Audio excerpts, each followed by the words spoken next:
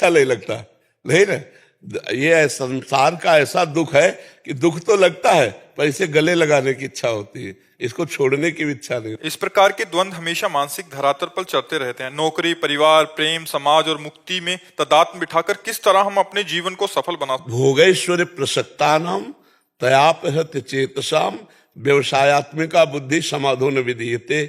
भगवान श्री कृष्ण ने कहा जिनका चित्त भोग और ऐश्वर्य ने अपहृत कर लिया है वो कभी भगवत प्राप्ति का चिंतन ही नहीं कर सकते कि ये सब कुछ छोड़कर भगवत प्राप्ति करे।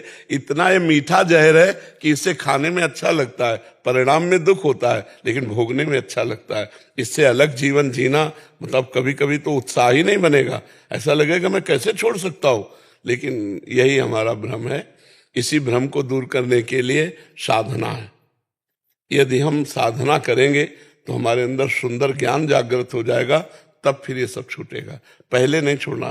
साधना के प्रथम चरण में क्या करना होगा? नाम जप। उठते बैठते चलते फिरते खाते पीते स्नान करो या ना करो, जैसी भी परिस्थिति में हो, इसीलिए नाम जप सर्वोपरि है। फिर नाम जप के प्रताप से फिर गुरु जी की शरणागति और गुरु से फिर गुरु मंत्र लेकर नियम पूर्वक फिर साधना करना। फिर उसमें कई प्रकार की साधनाएं होती। पहले तुम नाम जप पकड़ो, खान पान संभालो। खान पान ठीक है तो बस नाम जप पकड़ो, जो नाम तुम्हें प्रिय लगे वो नाम बराबर उसका चिंतन करो। जैसे राधा, तो रा बड़ा की मात्रा धा, ये लिखो दिमाग में। लिख गया? आप लिखे अभी?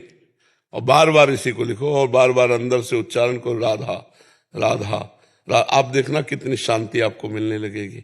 इसी से शांति मिलने लगेगी।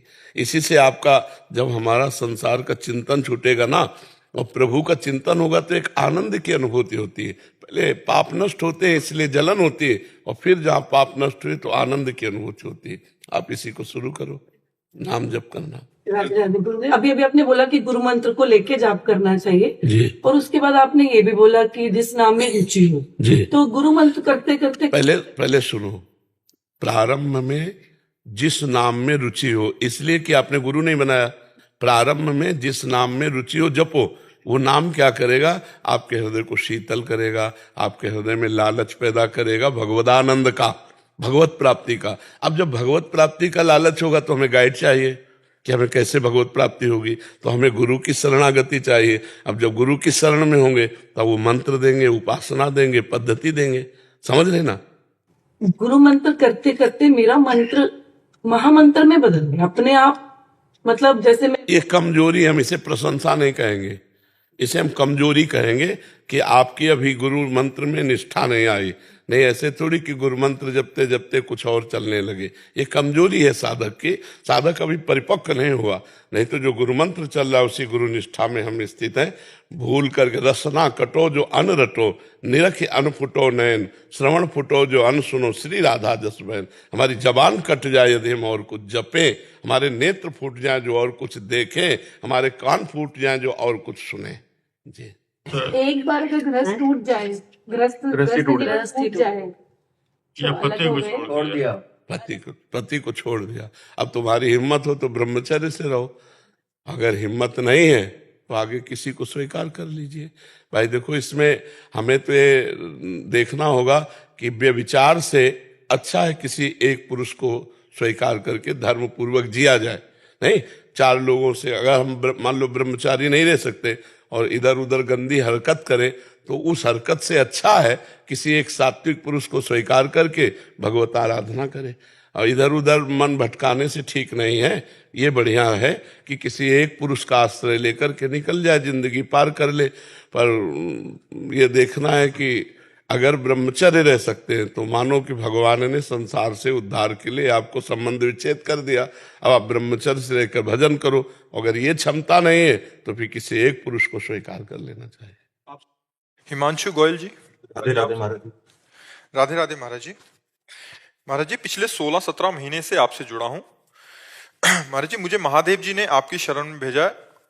और महाराज जी, एक प्रश्न है कि सतु दीर्घ काल निरंतर सत्कार सेवितो दृढ़ भूमि। महाराज जी, क्या ये सूत्र भजन मार्ग को प्रतीक्षा मार्ग बनाता है? अगर हाँ तो श्री जी की कृपा कैसे पाएं कि कभी प्रतीक्षा करते थके नहीं?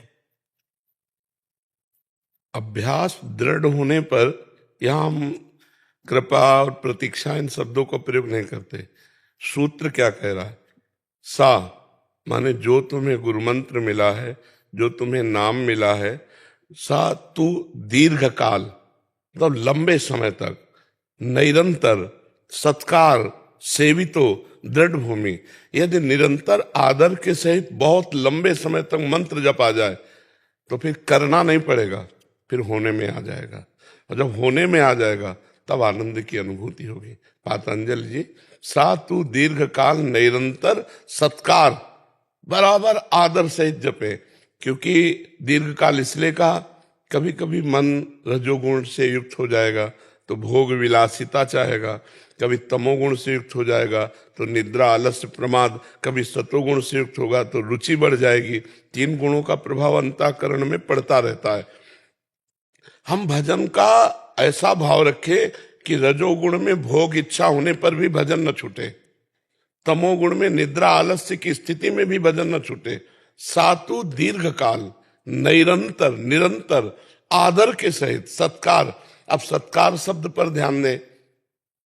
भोजन अच्छा मिला, नाम जब छूट गया तो सत्कार किसका हुआ, आदर किसका हुआ? भोजन का। रुपया मिला, नाम जब छूट गया तो आदर किसका हुआ?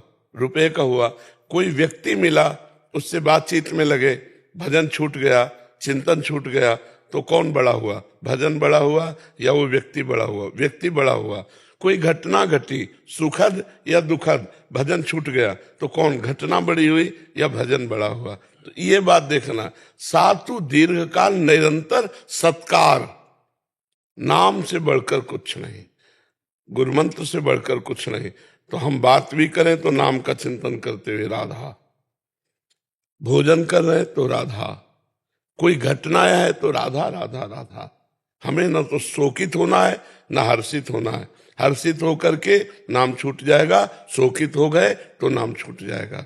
हम द्वंद्वों से पराजित ना हो, सत्कार सेवितो, सत्कार के सहित नाम जब करें तो दृढ़ भूमि, अर्थात फिर कुछ समय बाद देखेंगे आप कि आपका भजन स्वाभाविक चल रहा है। आप सो के उठे, भजन करना नहीं पड़ रहा, भजन हो रहा है। आप किसी से बात कर रहे हैं, अंदर ही अंदर मंत्र नाम चक्कर लगा रहा है दिमाग में, इसका मतलब भजन चल रहा है। तो दृढ़ भूमि हो जाएगी। सातु दीर्घ काल निरंतर सत्कार सेवितो दृढ़ भूमि। सेवितो पर ध्यान दें। राधा राधा राधा राधा, हमारा चिंतन सीधे नाम पे बना रहे।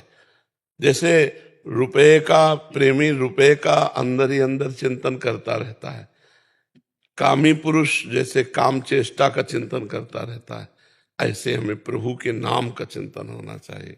नाम सर्व तीर्थों का तीर्थ है, नाम सर्व ज्ञानों का ज्ञान है, नाम सर्व साधनों का साधन है, नाम सब फलों का फल है। यदि ये नाम हमारी जिह्वा पे बहुत काल तक चला तो हमारा अभ्यास दृढ़ हो जाएगा, हमारा भजन परिपक्व हो जाएगा।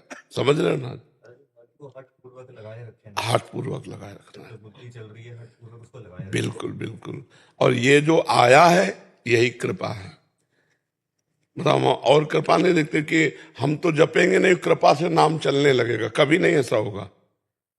मन क्रम वचन छाड़ चतुराई तो भजत कृपा करिहे रघुराई। यदि मन वचन कर्म से चतुरता छोड़कर डटकर भजन करे, ये हमारी तरफ से होगा तो कृपा तो है ही है। यही कृपा है कि हम हठ पूर्वक भजन करें।